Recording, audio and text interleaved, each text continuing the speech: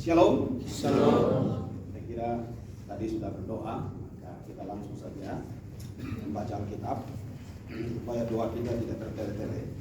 Jadi saya tidak berdoa lagi, tapi langsung saja kita membaca Alkitab yang olehnya menjadi dasar untuk saya menyampaikan beberapa pokok renungan.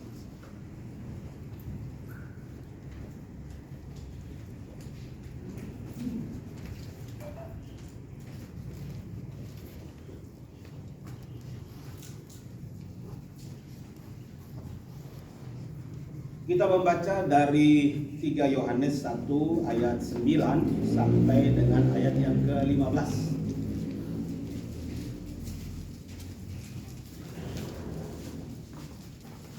Tiga Yohanes 1 ayat 9 sampai 15.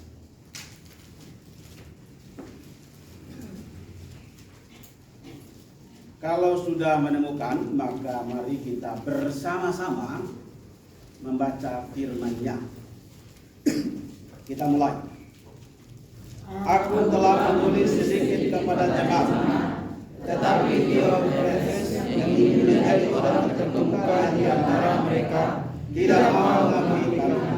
Karena itu, apabila aku datang, aku akan meminta perhatian atas segala perbuatan yang telah dilakukannya, sebab ia mulai menggunakan kata-kata yang salah terhadap kami dan belum merasa puas dengan itu. Ia sendiri bukan saja tidak mau menerima saudara-saudara yang datang, tetapi juga mencegah orang-orang yang mau menerima mereka dan memutuskan orang-orang itu dari jemaat. saudara-saudara yang terkasih, janganlah menjadi yang jahat, melainkan yang baik. Barang siapa berbuat baik, ia berasal dari Allah.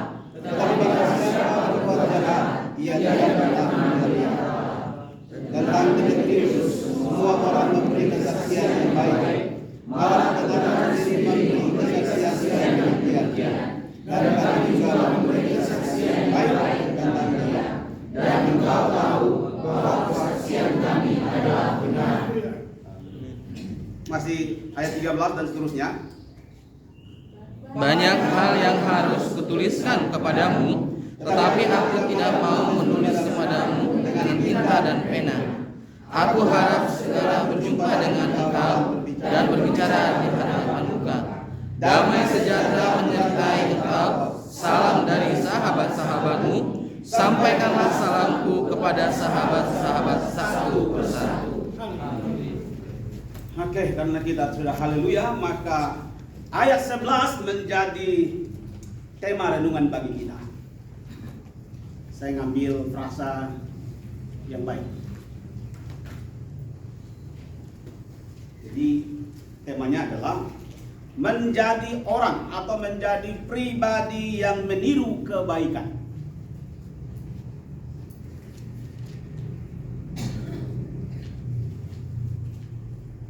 Mari kita melihat dalam pembagian yang saya buat halaman 4 ada satu halaman yang kosong. Ya, turun ke bawah. Ya. Kita ingin memperhatikan kebaikan dan kejahatan, meniru kebaikan dan kejahatan, atau meniru kejahatan dan kebaikan dalam dua sifat yang dimiliki oleh orang yang olehnya saya sudah cantumkan namanya di situ. Ada Diotrefes dan Demetrius. Dua orang ini mewakili apa yang disampaikan dalam ayat 11. Meniru yang jahat atau meniru yang baik. Saya tengok ke sini ya. Pertama, meniru hal yang jahat itu kita bisa baca dari ayat 11. Kalau kita melihat dalam Diotrefes, maka ia memiliki jiwa yang tidak Kristiani, jiwa yang tidak patut dicontohi. Bahkan kalau kita membaca secara teliti itu mengerikan. Nanti kita akan memeriksa dalam diri kita, kira-kira dua karakter ini dari dua tokoh ini ada di dalam diri kita masing-masing. Memiliki jiwa yang tidak Kristiani, watak dan jiwanya penuh dengan kesombongan. Kemudian nafsu terhadap kekuasaan. Ia ingin menjadi orang yang terkemuka, orang yang apa? Bagaimana supaya ia menjadi orang yang terpandang, orang yang berkuasa, orang yang berotoritas. Tetapi prosesnya mungkin proses yang salah. Walaupun kesana itu penting, tapi prosesnya yang salah.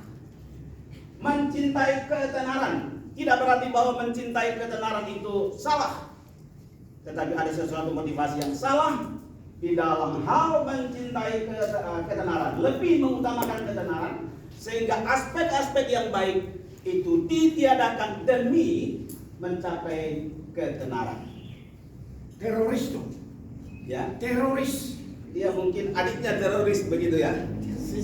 Hamas. Ya. Mengejar kedudukan tertinggi dalam jemaat Allah. Kadang jadi orang sikut-sikutan dalam gereja karena ingin untuk mencapai posisi kedudukan yang terpenting dalam jabatan gereja. Apalagi kalau menjelang sidang sinode. Wah, itu paling mengerikan, begitu ya. Ya, main itu. Main manusia merah. Bisa juga manusia pedang, tapi sekarang manusia pedang sudah tidak ada. Tapi uang Rp1.000 yang ada pedang. Jadi mengejar kedudukan tertinggi dalam jemaat Allah. Jadi ini penting juga, tetapi lagi-lagi motivasinya yang salah. Ada sesuatu yang bersifat ambisius untuk mencapai itu. Saya tidak tahu kalau sekiranya beliau tidak mencapai, mudah-mudahan dia tidak stroke. Tetapi teks kita tidak memberi informasi. Karena mereka yang punya kecenderungan yang tinggi, punya ambisi yang tinggi, ketika tidak tercapai, biasanya terjadi stres dalam dirinya. Stroke. Bisa stroke. Jadi mengalir saja gitu ya. Tetapi kita harus punya semangat di dalam diri kita. Jadi mengejar kedudukan itu penting. Tetapi ini soalnya di dalam jemaat. Jadi ini harus kita menjaganya supaya kalau Tuhan memperkenankan kita untuk menduduki jabatan itu, maka suatu saat nanti akan kita dipimpin ke sana. Saya ingat dengan baju putih dari calon wakil presiden yang sekarang, dari Pak Ganjar, Pak siapa? Pak Mahfud. Itu menarik sekali. Dia sudah jahit baju, tetapi ternyata tidak jadi. Tapi rupanya ada waktu, jadi ada proses. Jadi kita mesti lega. Itu nanti kita lihat dalam kebaikan secara umum. Walaupun dia tidak berkait dengan iman Kristen, tetapi kebaikan di sana yang ada di dalam diri Pak Mahfud itu ada kebaikan yang bersifat umum. Kita bisa juga belajar. Bukan sampai proses akhir, kemudian dia tidak jadi, itu kan sakit hati. Kita teruskan. Lalu ia juga punya sifat penghinaan terhadap wewenang. Surat dan teman-teman Rasul Yohanes, surat yang dikirim oleh Yohanes juga tidak dihiraukan. Bahkan ia menghina juga Yohanes dan rasul-rasul yang lain. Ia merasa bahwa dia yang lebih hebat.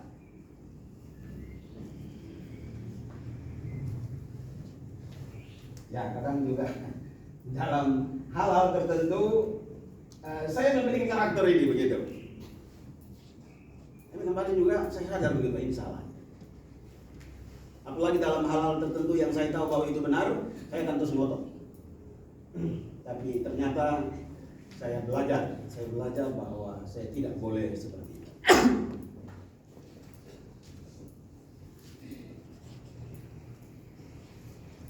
Ia meleter, kemudian melontarkan kata-kata yang kasar terhadap Yohanes dan rasul-rasul yang lain. kadang dalam situasi kondisi tertentu ini bisa melekat dalam diri siapa saja. Dalam situasi yang misalnya paling menjengkelkan, orang bisa berkata anjing lo atau monyet lo. Padahal dia bukan monyet, dia bukan anjing. Tapi dia ingin bicara tentang anjing dan monyet itu secara universal. Jadi anjing dan monyet itu tidak sesungguhnya. Tetapi kata apa yang paling pas untuk menilai perilaku dia, lalu dia marah kemudian dia bilang anjing lo atau monyet lo, atau orang Batak bilang bodat lo, gitu ya. Itu ada teman saya sudah meninggal. Suatu saat ya sama-sama juga ada teman yang lain juga, mungkin sedikit mengganggu kenyamanan beliau. Saya bilang hari ini juga saya panggil polisi. Lalu teman itu minta maaf kepada beliau, Pak Tambunan. Lalu dia bilang bodat lo. Lalu saya bilang ngerti bodat itu apa? Tanya. Sudah meninggal dia? Ya sudah meninggal. Sudah meninggal. Dia bilang bodat gitu. Temannya apa ini? Ya, bisa teman dekat atau teman jauh bisa juga. Sedikit dekat. Kalau dari marga mungkin teman dekat. Oke. Sekarang kita masuk kepada meniru hal-hal yang baik. Kalau di sana ada hal-hal yang jahat, kita bisa kembangkan. Ini kan bicara teks, tetapi tadi teks itu nanti kita bisa hubungkan dengan konteks kepilihan kita. Mungkin belum kita mendapat pesan apa-apa dari apa yang sudah diklasifikasikan. Mudah-mudahan sebentar kita lihat meniru hal-hal yang baik dalam diri Demetrius. Jadi ada Diotrephes dan ada Demetrius. Semua orang memberi kesaksian yang baik Kepada Demetrius. Ya, adakah Demetrius di sini? Kalau gaya khotbahnya satu orang timur, pendeta timur itu dia suka bilang begitu. Tapi saya tidak mau ikut gaya itu, biarlah itu gaya dia. Jadi semua orang memberi kesaksian yang baik.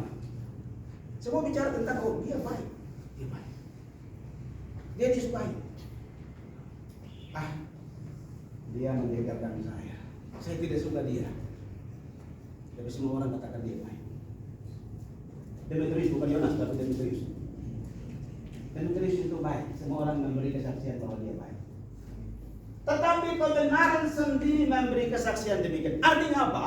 Mereka yang hidup sesuai dengan apa yang Tuhan firmankan, maka mereka adalah orang yang baik. Jadi kebenaran itu artinya kembali kepada Tuhan, bahwa mereka yang hidupnya sesuai dengan kehendaknya dalam arti firman-Nya, maka itu kehidupan yang benar. Maka dalam teks yang lain dia bicara tentang kebenaran dalam arti perbuatan baik. Perbuatan yang bersesuaian dengan firman-Nya, maka perbuatan itu disebut perbuatan yang baik.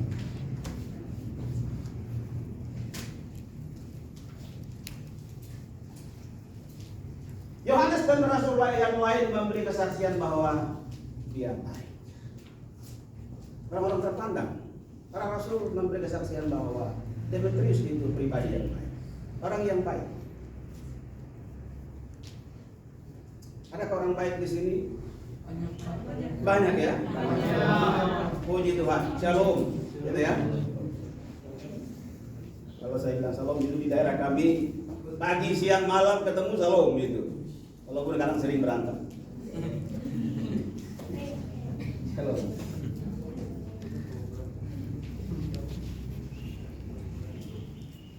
Demetrius juga dikenal dalam jemaat karena baik. Sesuatu yang baik jika dikenal dengan baik dan dikenal karena baik. Jadi tidak pernah sesuatu yang jahat itu dikenal baik. Kalau yang jahat itu dibuat pura-pura menjadi baik, tetapi suatu saat nampak juga kejahatan. Kebaikan tetaplah kebaikan. Kebenaran tetaplah kebenaran. Tidak bisa digeser oleh kejahatan.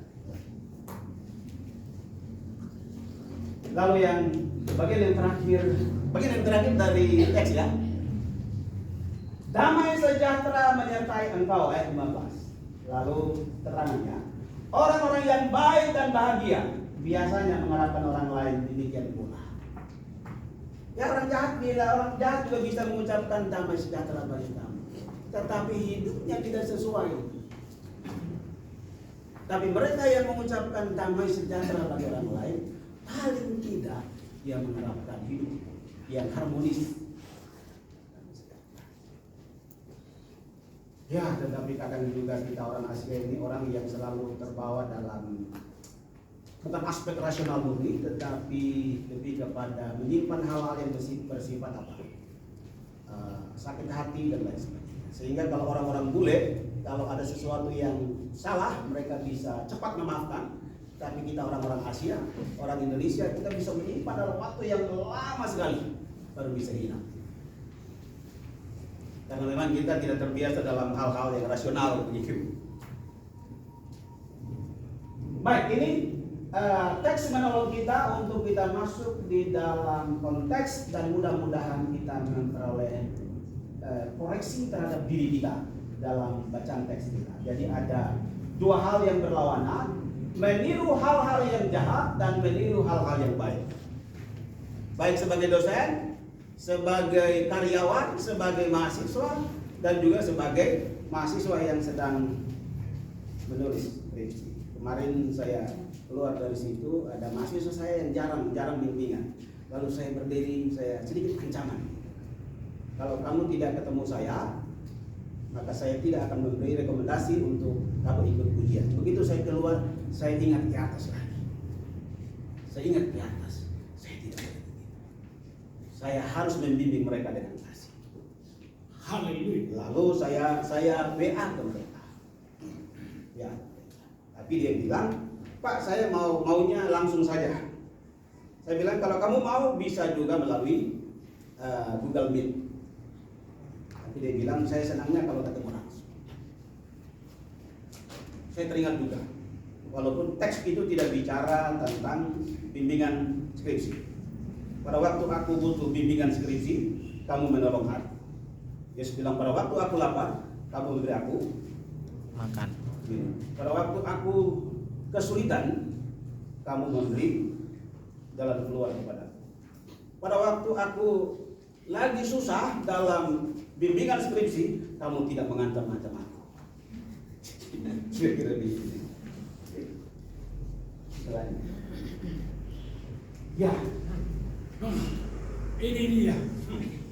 Mukanya seperti Bapak Ibu, saya hubungkan dengan ini karena ini tidak jadi secara kebetulan dan tidak terjadi tiba-tiba yang ini. Saya ikut persis waktu kami di ruang meeting sana, Bapak Pastor. Tidak bermaksud untuk apa ya, mencari muka dengan Pak Pastor. Duduk di sana, perenungan firman, lalu bicara hal-hal yang berkenan dengan baik Allah, termasuk ukurannya dan lain sebagainya. Sampai warnanya juga didiskusikan. Gitu Pak Pastor ya? Saya kira Ibu Kaci juga pasti ingat waktu ditanya, lalu bapak memilih mungkin warna yang sedikit beda, tapi ibu-ibu memilih warna biru. Saya masih ingat. Sampai akan dicat ulang itu, ya, kusut. Sampai berhasil mendirikan pintu itu. Karena apa? Kalau misalnya promosi, orang hanya tahu PT Santosa Asi. Tapi dengan berdirinya pintu gerbang itu, ketika orang lihat di internet, oh iya, ada kampus Santosa Asi. Tapi ini juga secara bijak, saya luar biasa. Ini juga secara bijak, tidak ditulis Sekolah Tinggi Teologi IKSM Santosa Asi, tetapi menggunakan kata kampus Santosa Asi. Saya kagum hikmat Tuhan. Artinya kita ini kontekstual. Tentu ini juga lahir dalam kebaikan-kebaikan, karena dengan demikian orang tahu, oh ya ini SPT IKSM. Ini juga kebaikan, ya, kebaikan yang apa? Bagi saya di Jakarta seperti ini butuh keberanian untuk melakukan seperti ini. Tidak banyak sekolah yang bisa melakukan itu. Karena apa? Takut di demo, takut dibakar dan lain sebagainya. Saya kebetulan berasal dari salah satu sekolah yang waktu kerusuhan itu betul-betul kami ada di dalam. Saya hampir lewat. karena saya rambut keriting. Banyak mahasiswa yang melawan itu berhadapan dengan masa pada waktu itu adalah mahasiswa-mahasiswa dari Indonesia Timur. Sehingga saya bersyukur karena dibawa keluar oleh masyarakat di situ yang beragama Kristen. Pakai helm, lalu kami lewat jalan yang lain. Syukur saya selamat. Baru istri saya dan anak-anak saya keluar. Lanjut. Nah, ini di bawah pohon. Ada kursi yang bisa Anda pakai duduk di sana. Bisa duduk di sana menghayal, bisa duduk di sana merenung masa depanmu. Apa saja yang Anda bisa lakukan di bawah pohon ara ini. Itu sebuah kebaikan. Saya waktu itu Pak Pastor memerintahkan salah satu karyawan untuk segera cek tempat duduk itu dan diletakkan di situ. Terima kasih Pak Pastor.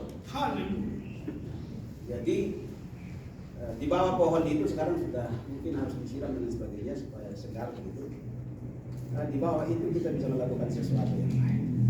Ya, jadi saya sengaja bawa mahasiswa itu seperti itu jadi secara natural. Karena apa? Pernahkah saya juga mengajar di bawah pohon, tapi bukan di SMP, di tempat lain. Kami mengajar di Upertah, itu kan sebuah taman.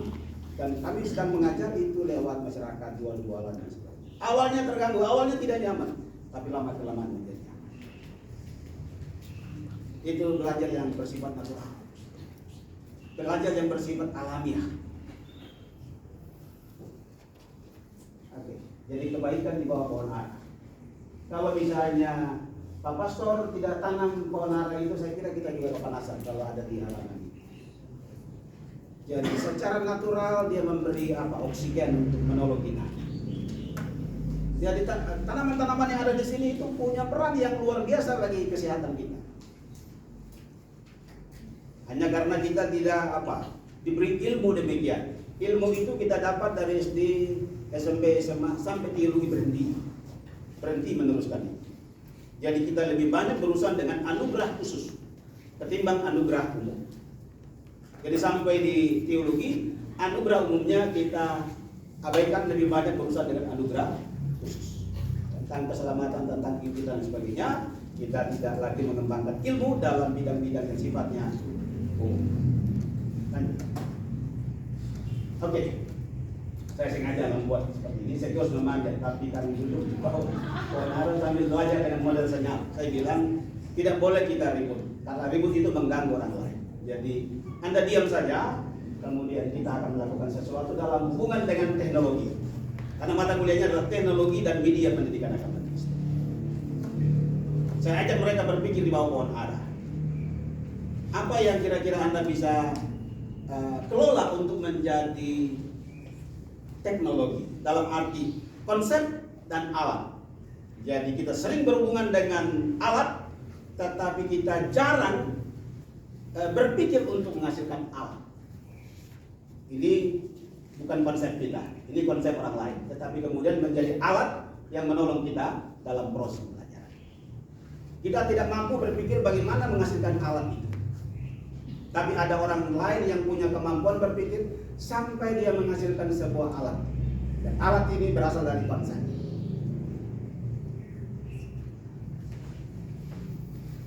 Jadi mereka sedang berdiri tidak lama, lalu saya bawa mereka ke kelas lagi. Karena kalau terlalu lama di situ mungkin mereka pingsan. Jadi kalau Anda mau berdiri silakan, tapi jangan setiap hari karena nanti akan mengganggu proses keluar masuknya di sini. Jadi mungkin insidentil saja. Kalau ada teman-teman dosen yang menyuruh silakan. Ada pohon pohon rambutan, tapi jangan suruh mereka panjat ke atas. Nanti kalau jatuh itu berbahaya. Jadi mereka di bawah pohon rambutan, tapi jangan disuruh mereka panjat. Kalau yang ini bisa mereka panjat, karena pohonnya tidak terlalu tinggi, jatuh juga tidak bermasalah. Jadi saya sepanjang kami duduk di bawah. Oke.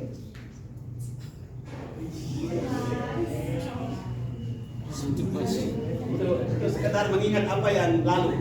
Lanjut. Ini juga kebaikan. Ya, ini ada Pak dosen yang menjadi penghubung antara kami dengan orang yang hidup di bawah kolong jembatan. Nampaknya beliau punya pelayanan yang luar biasa. Pak Marwal ya. Dia punya apa? Jadi kita harus meniru kebaikan dalam diri beliau ini. Dia bisa punya jaringan dengan para mafia itu. Jadi kalau ada yang datang ke situ, dia juga punya trik untuk melawan mereka atau membuat mereka tidak berdaya. Beliau punya jaringan yang banyak, bukan jaringan narkoba, tapi jaringan terhadap orang-orang penting. Jadi kalau waktu dia cerita ke saya, kalau ada orang-orang geng bisa datang, dia sudah bicara dengan orang-orang yang militer begitu, sengaja dia bercakap-cakap lalu tunjukkan itu kepada orang yang geng itu. Lalu orang yang geng itu juga takut begitu. Saya bilang bagus juga. Jadi kita perlu meniru kebaikan dalam diri beliau. Ya, kita lanjut.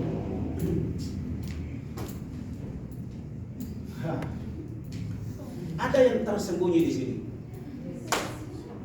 Ada yang tersembunyi di sini. Dia tidak nampak. Dia tidak nampak, tetapi saya kagum kebaikan dalam pikirannya. Saya bisik kepada dia bahwa saya ingin mengadakan penelitian tentang kepuasan belajar. Jadi pengalaman pertama belajar di STT ini seperti apa? Lalu saya tanya ke mereka bilang sangat puas. Ada yang bilang puas. Belum ada yang menyatakan kurang puas.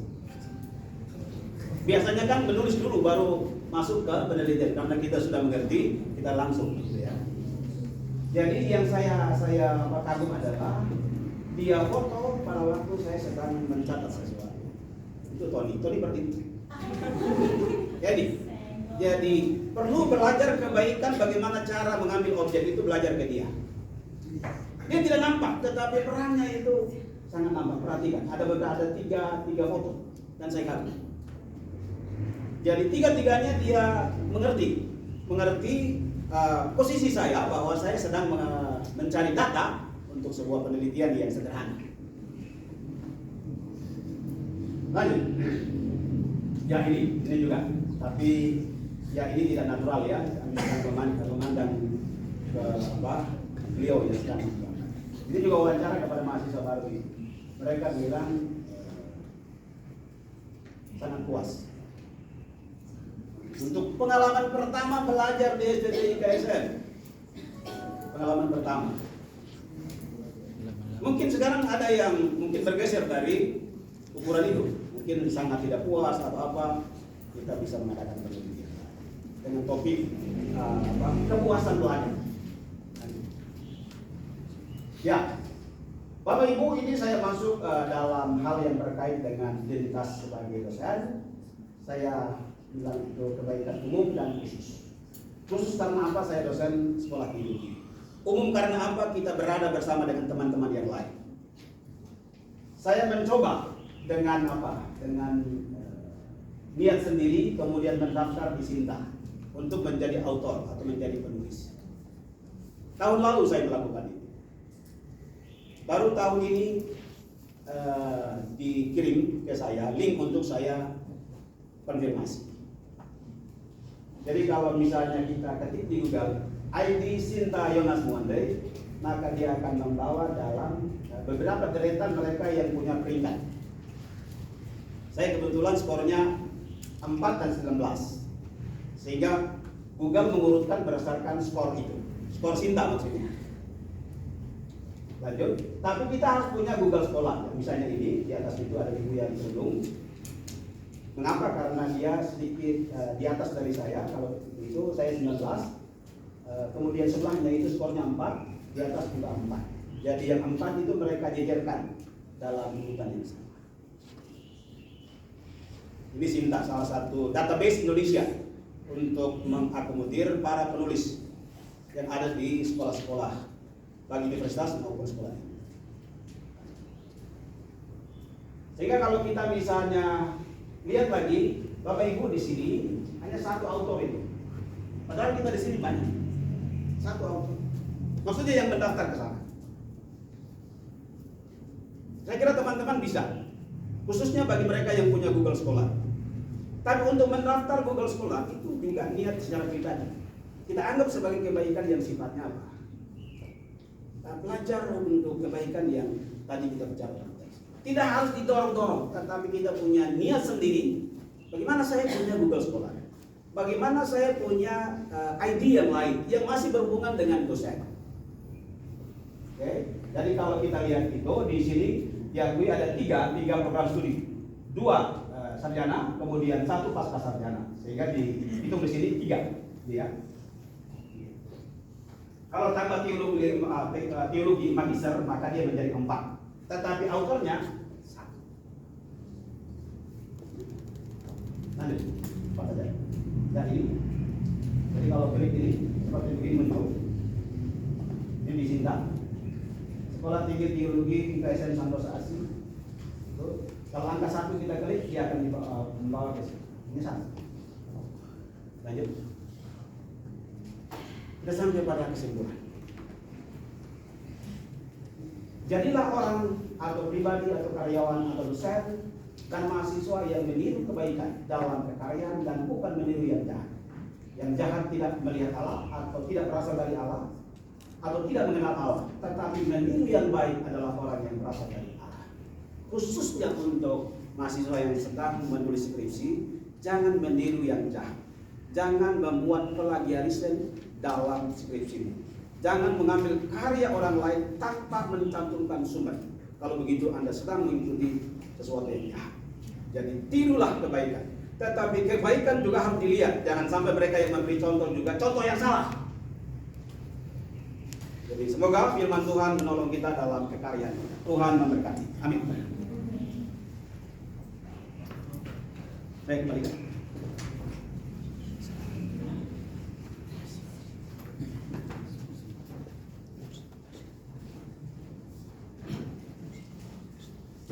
Firman Tuhan yang sungguh luar biasa yang sangat memberkati kita pada saat pagi hari ini. Saat ini kita akan mengumpulkan persembahan pada petugas di persilakan.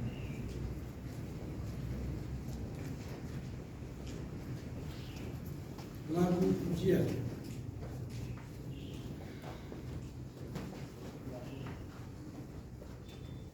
Kita bersatu dalam doa. Segala ucapan syukur kami sampaikan kehadiran Tuhan untuk kasih dan anugerah yang begitu indah kami rasakan ya Bapa. Dari awal kami telah memuji dan memuliakan nama Tuhan pada pagi hari ini, dan tiba saatnya Tuhan kami memberikan persembahan kami sebagai korban syukur kepadamu. Kiranya Tuhan senantiasa memberkati ya Bapa. Inilah setiap doa dan kerinduan kami Tuhan, hanya di dalam nama Yesus Kristus kami telah berdoa dan mengucap syukur. Amin. Mari mengumpulkan persembahan, kita menyanyikan pujian dari Kidung Jemaat 439, Bila Topan Kasih Melanda Hidupmu. Bila topan keras melanda hidupmu, bila putus asa dan letih lesu, berkat Tuhan satu-satu hitunglah